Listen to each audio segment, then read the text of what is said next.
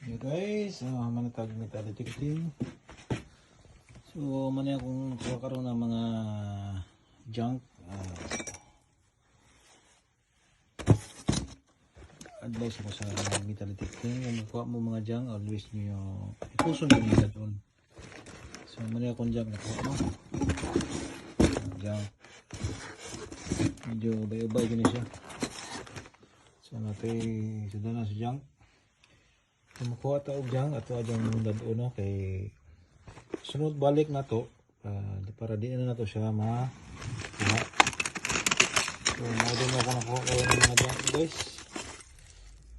Medyo ubay-ubay yun ang junk no. Labay na to diha sa panglabanan.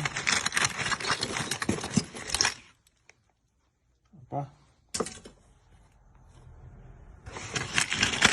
Ang junk no. Always nyo dalon ng makuha na dyan kay pagka sunod balik nyo ng area ha, makuha na ninyo ang mga good na target kay maglisod na mo og identify sa mga good target no. Kung daghan kayo og mga junk kay mag-one mo siya na mas target umahaw o mapanan sa mga junk para inibalik nyo sunod kuha na taong ayuhon na target.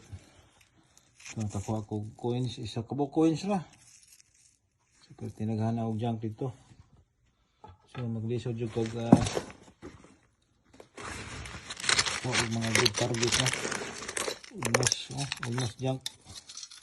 Klase kang lugar to dito kung nagtuan. So kumandan mo mga junk imo jud dadon.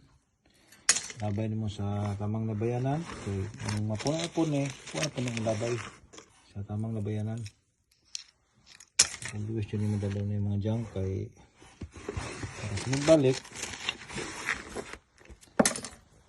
hindi mo ma-detect.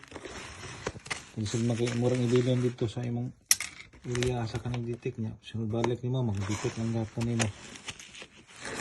So dalon yun mo lagi ko na po okay.